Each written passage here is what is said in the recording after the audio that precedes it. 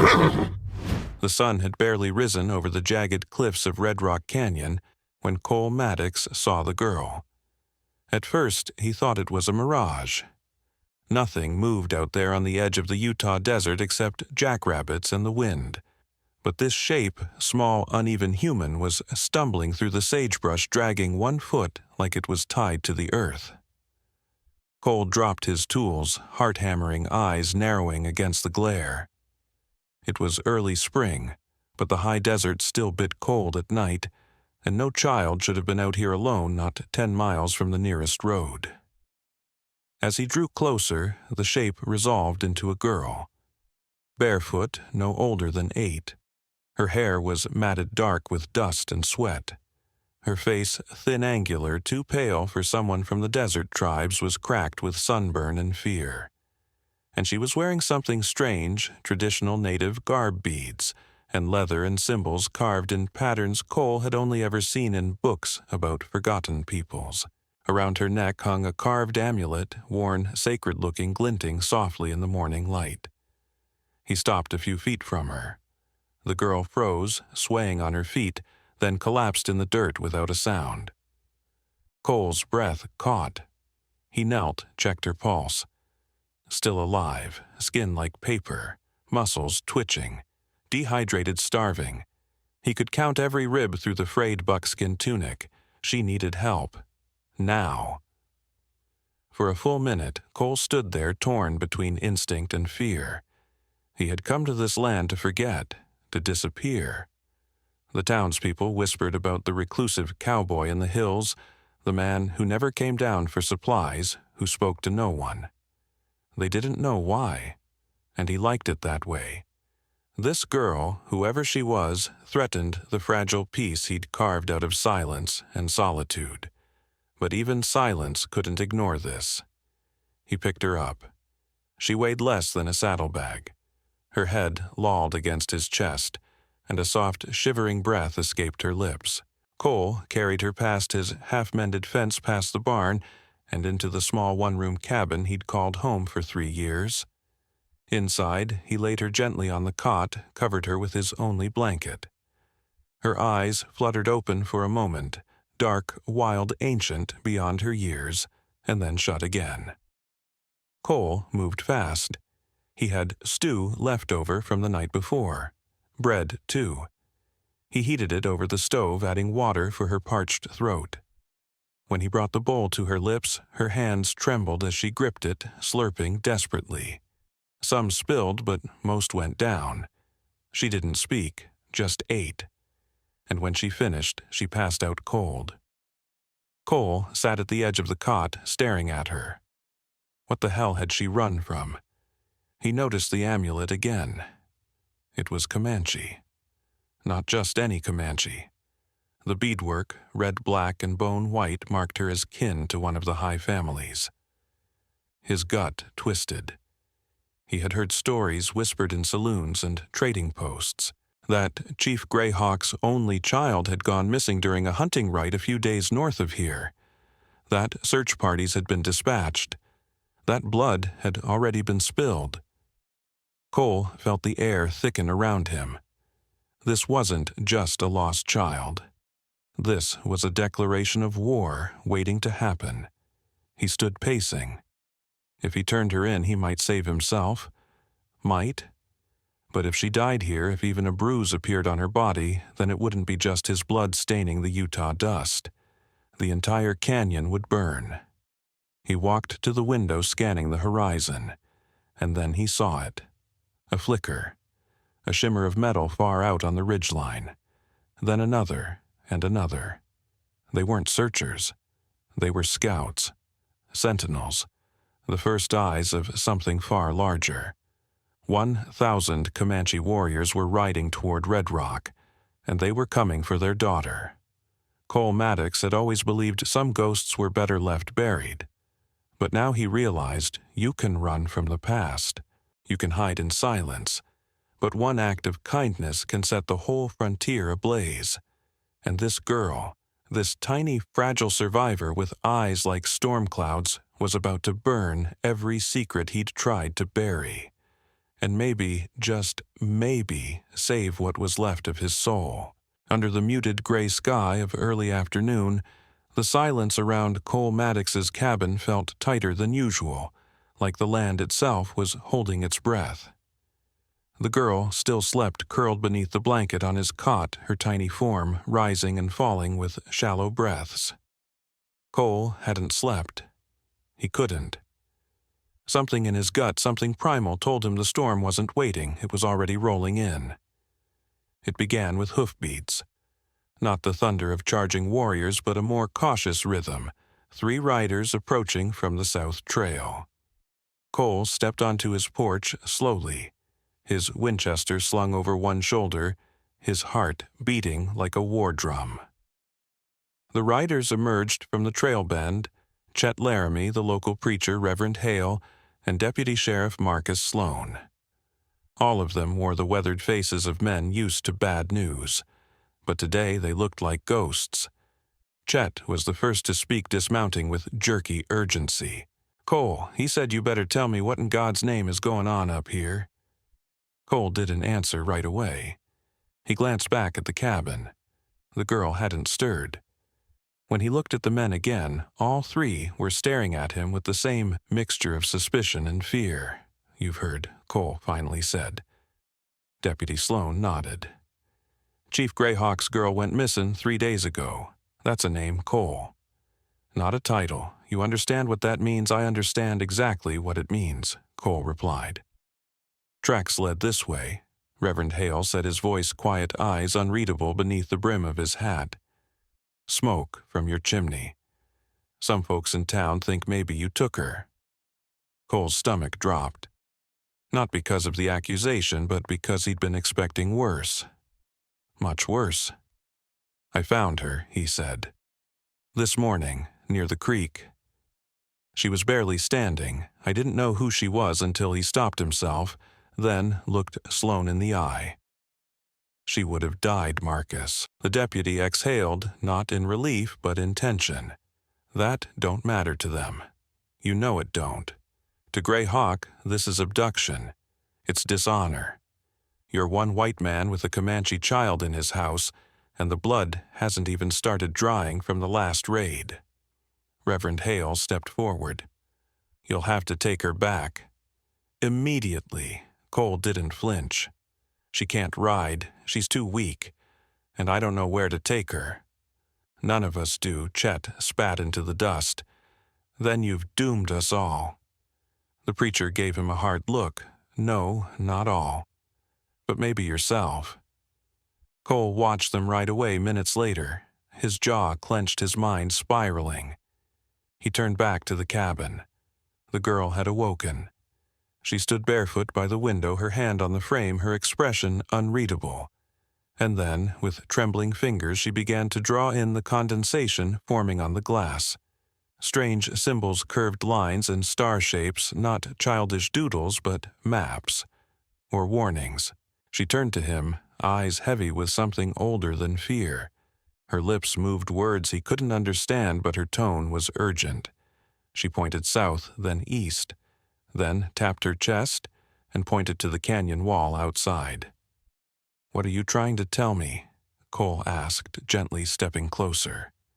She knelt and began to draw in the dust on the wooden floor. A river, mountains, and then a circle surrounded by smaller figures. Figures holding weapons. A place of ritual. A sacred site.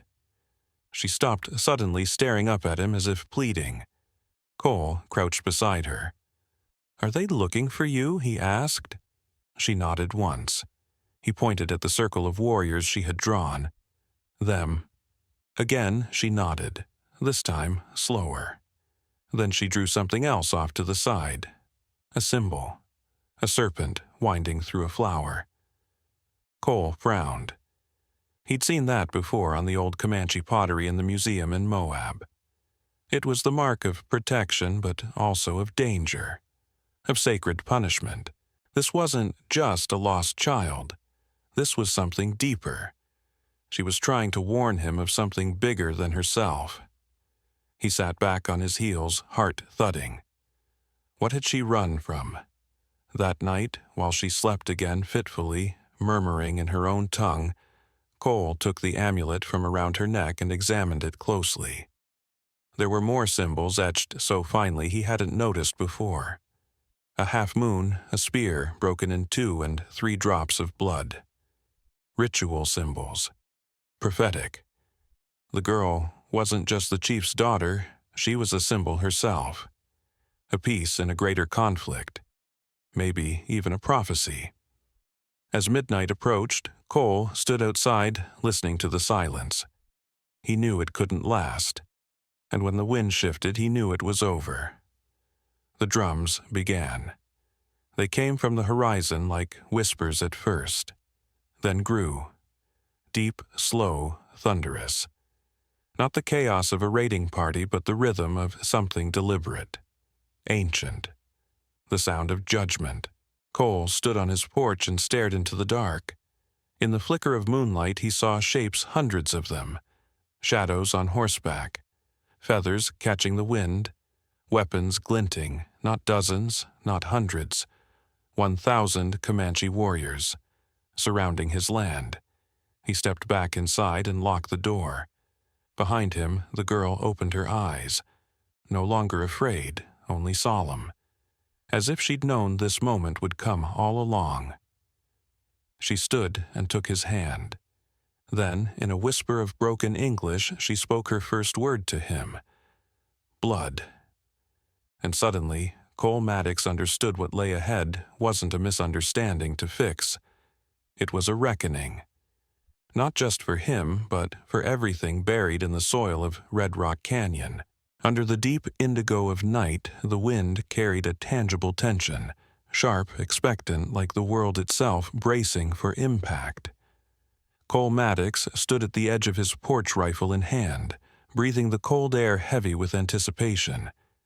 The girl whose presence had shattered his solitude sat behind him by the cot, wide-eyed and alert. Her drawing in the dust had stopped hours ago, replaced by silent stillness, as though she felt the storm approaching. The drums began again, rolling, measured, relentless. Not far much closer now. Every beat echoed in Cole's chest. He steadied his nerves and checked the windows, ensuring the shutters held tight. Inside the cabin, the fire flickered low, casting dance-like shadows on the walls. The girl shifted quietly, her gaze tracking the faint rhythm outside. Without turning to him, she spoke a word he could barely understand approach. Cole turned to meet her eyes. "They're not coming to talk," he whispered. She nodded, with a resolve that rattled him too young for such burden, yet carrying it with fierce clarity. He nodded back, grateful for her presence, unexpected and vital in this crucible. Outside, hoofbeats multiplied, now unmistakably close. Moonlight revealed brushy silhouettes moving across the yard. He heard rustling, at least 50 riders fanning out, circling his property. Not yet open assault, but clearly preparing. Tactical. Cole moved slowly toward the back of the cabin, motioning to her to follow. She stood wobbly but determined, and placed a trembling hand on his shoulder. Their shadows merged in the firelight. He handed her the amulet before stepping out through the back door. She pressed it to her heart. From her eyes, gratitude. Hope. He stepped into the night.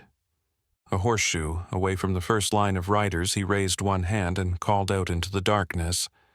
Chief Greyhawk, his voice steady but loud.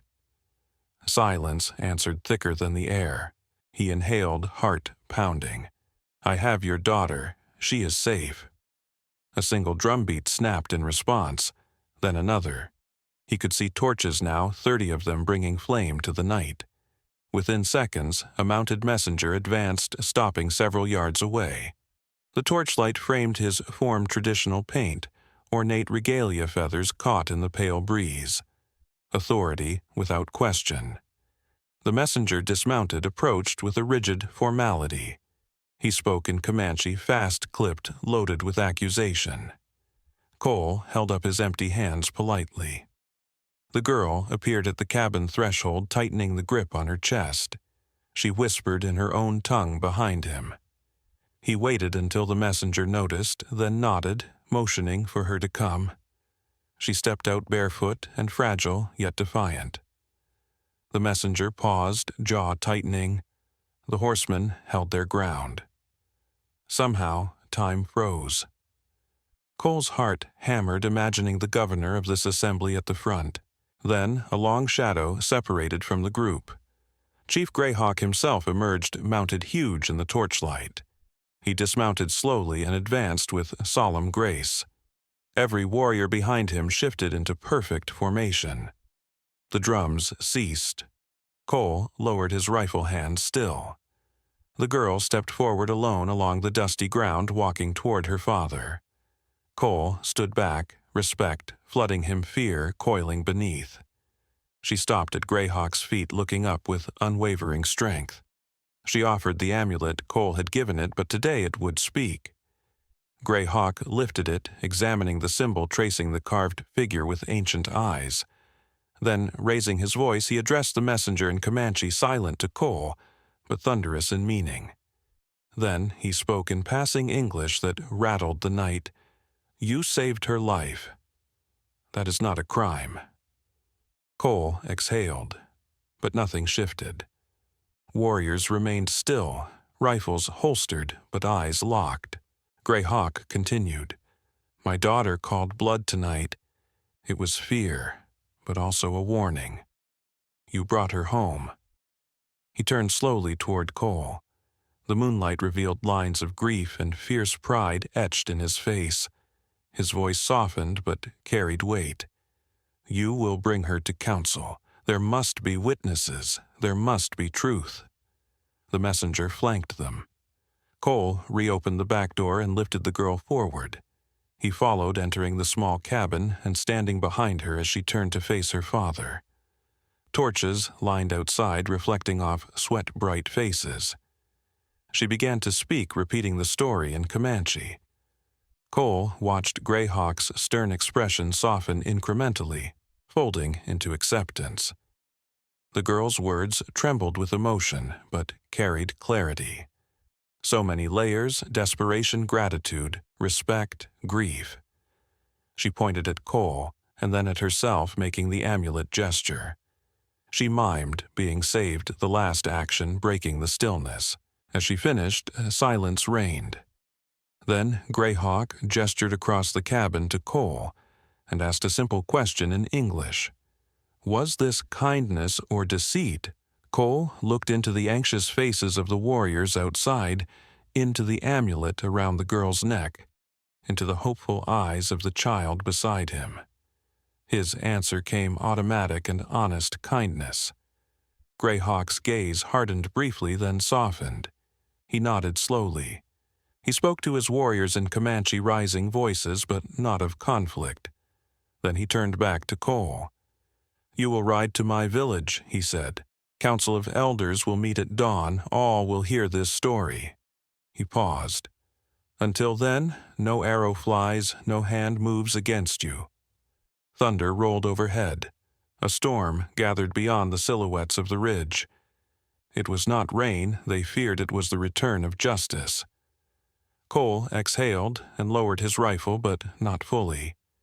Greyhawk offered no invitation to lower it, knowing frontier peace is fragile.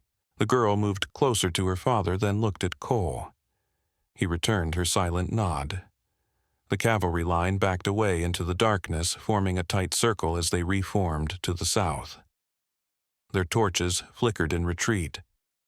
The messenger bowed stiffly at Cole, then removed a feather from his headdress and placed it at Cole's feet.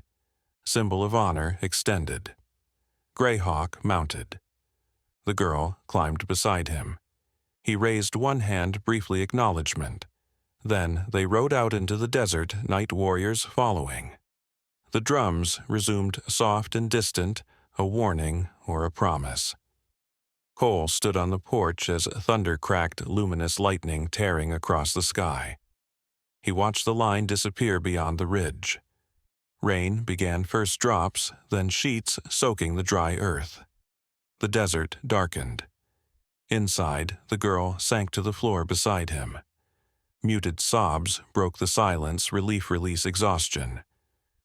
Cole returned to her side and offered his blanket, his hand shaking.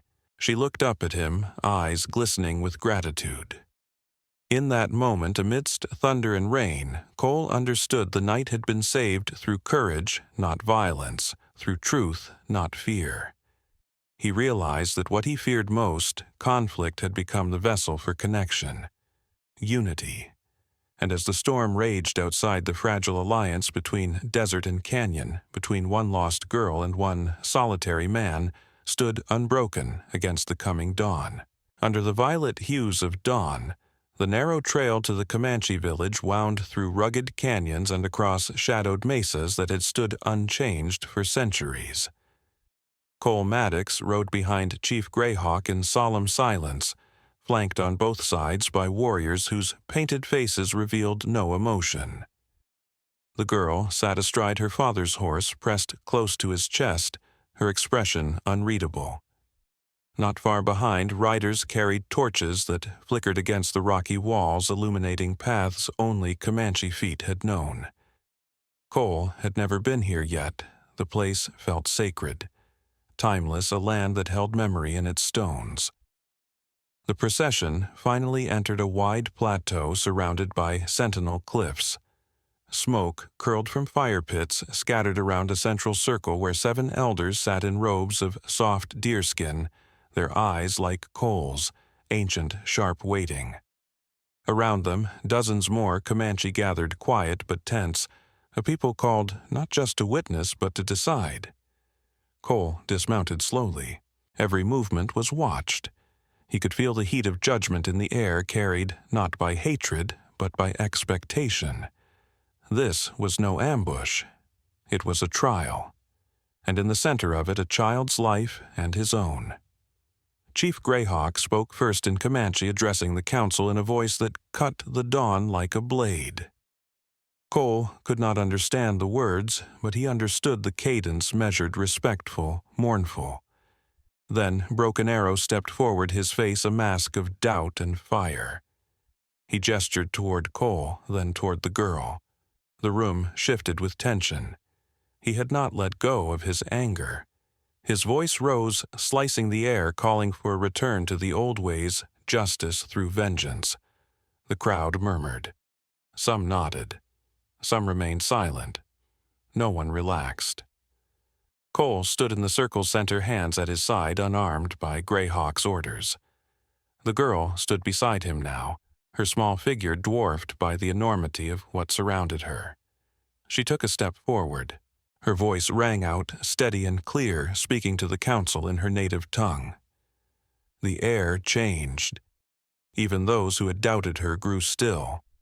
Her words were soft but sharp, like water carving stone, telling of how she'd wandered, starved near death, and how Cole had lifted her from the ground, carried her, fed her, protected her, without knowing her name. As she spoke, her voice cracked, but she did not stop. She spoke of his kindness, of the blanket he gave her, of the photograph of his lost son. She pointed at Cole, then placed a hand over her heart. The youngest elder blinked. The oldest closed his eyes, breathing in deeply. Then silence. One of the elders rose, the man known as Spirit Keeper. His long white braids hung over his shoulders like stories woven in hair. He looked at Cole with no malice, only gravity.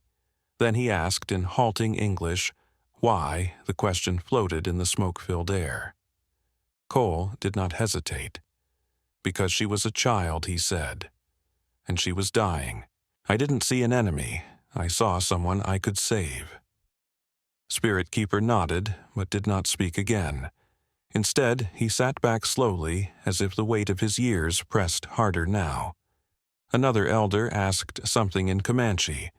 Greyhawk translated, "Would you do it again, knowing what danger it brought to your door?" Cole glanced at the girl, then back at the council. Every time. Murmurs rippled through the crowd. Even Broken Arrow's fierce glare faltered. The girl stepped forward again, lifting her chin, and spoke once more. She described how she had prayed to the spirits not for rescue, but for mercy. She said Cole was that mercy, and that if they turned it away now, they would turn away something sacred. The moment held. Time thickened. The smoke curled upward like questions without answers. Then Spirit Keeper stood again. His voice was low but firm. Mercy given. Mercy returned. The words came through Greyhawk's translation, but their power needed no interpreter. The other elders nodded one by one. The final one, a woman with eyes like river stones, spoke only one word, but its echo rippled through the gathered crowd like a bell rung in the bones. Yes. Greyhawk turned to the warriors. He is not enemy, he declared. He is guest. And just like that, the circle broke. The tension unraveled into something else, not celebration, not quite peace, but recognition. Warriors lowered their weapons. Elders whispered to one another. Women came forward with warm food and water. The girl led Cole by the hand to a small fire pit, where she sat him down and placed a blanket over his shoulders. She then spoke to others her age, telling them what she'd seen, what he had done. The younger warriors listened, some skeptically, others with quiet awe.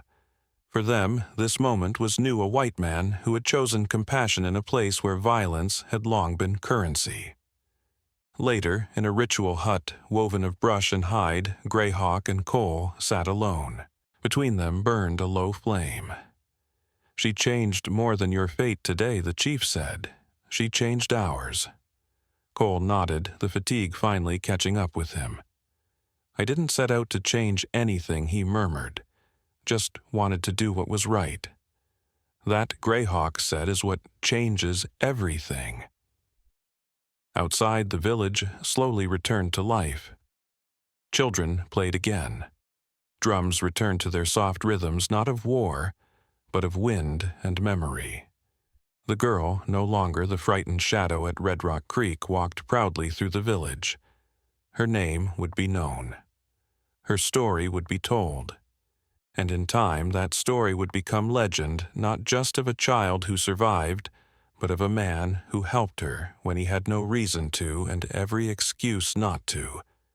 And as the sky faded to amber and the fires of the Comanche circle burned steady, the heart of that circle beat stronger than ever before, with trust hard-won and sacred. In the months that followed that fateful night beneath the Comanche stars, Cole Maddox's world changed in ways he could never have imagined. The land he once guarded in solitude, clinging to silence like armor, was now a place of voices, some familiar, some new, but all echoing the same truth: mercy can build where war only destroys. Word spread quickly across the Western territories, not of a battle, but of a meeting, not of a raid, but of a reckoning. Whispers traveled faster than bullets ever could that a lone rancher stood face to face with 1,000 warriors and lived to tell about it, that a child's voice had stilled the drums of vengeance. The Comanche no longer rode past his land with suspicion. They came with gifts of meat, of hides of water when the wells ran low. They shared stories, laughter, even sorrow. It didn't happen overnight trust, like the desert bloom needed time and rain, but it came. Slowly. Steadily. The girl, now called Winyan, which meant strong wind in her mother's tongue, returned every week. She brought food, helped mend fence posts, asked questions about the stars, and sat at Cole's fire learning English while teaching him Comanche. She'd become a bridge, living proof that a single act of humanity could span centuries of blood and bitterness. But it wasn't all peace. Some in nearby settlements viewed Cole as a traitor, a man too comfortable with the savages. More than once his barn was vandalized. His name was spat in saloons. But those who knew him best, the ones who had come to his porch in the early days of trouble like Sheriff Dwyer and Reverend Abel, stood by him. Quietly but firmly. They'd seen the truth. And the truth had a way of standing even when men refused to kneel before it. Then came the letter. It was delivered by a rider from Denver, stained with dust and urgency. A federal marshal was requesting Cole's presence in court, not as a defendant, but as a witness. Broken Arrow, once the fiercest voice for vengeance, had traveled north to testify against a group of traders accused of abducting Comanche children for labor. Winyan had been one of them. Her abduction had triggered the chain of events that led her to Cole's ranch. Now she wanted justice, not just for herself, but for others like her. When Cole arrived in Denver, he was struck by how the courthouse towered over everything like a monument to pride. Inside, Winyan sat in a wooden pew, dressed not in traditional garb, but in a modest blue dress she'd sewn herself. Her eyes met Cole's, and he saw the same determination that had quieted 1,000 warriors. He took the stand hand raised and told the story not just of her rescue, but of her courage, her wisdom, her clarity in a storm of anger. He spoke not as a hero, but as a man who'd been changed by the bravery of a child. The trial ended with the traitors convicted. The courtroom was silent when the judge handed down the sentence, but outside reporters jostled to speak with the man who had defied an army with kindness. Cole answered none of them. He simply placed his hat on his head, tipped it once to Winyan, and left. Some stories were never meant for newspapers. Back in New Mexico, the land was blooming. Rain had fallen soft and steady. The wildflowers came early that year, red bursts, golden crowns, and pale violet blossoms that only opened at dusk. Cole spent his days working the soil, his nights beneath open skies. And one spring morning he stood beside Winyan as they watched the foundation of a new schoolhouse being raised by hands of both settlers and Comanche. It was her dream, a place where both peoples could learn side by side, where history was taught in full, not in fragments. They named it Spirit Crossing and carved the words into stone above the door. Children came from miles around, some in buckskin, some in denim, but all with eyes wide open.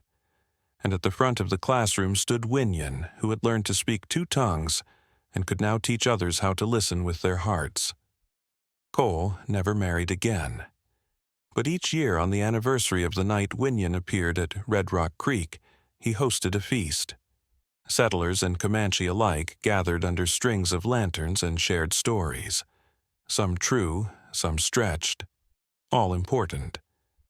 And when the music played, Winyan would dance her feet, light her laughter like wind through juniper.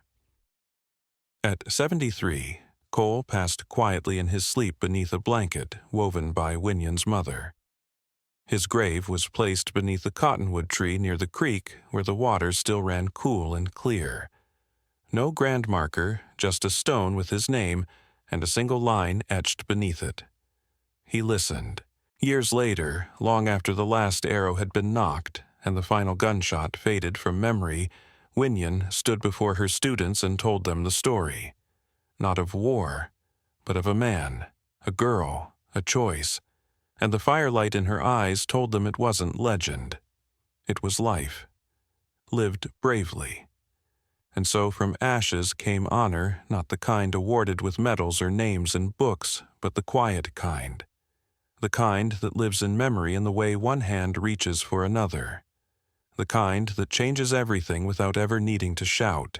From the moment Cole Maddox returned to the valley after the trial, life seemed to settle into a new rhythm, one defined by hope rather than fear.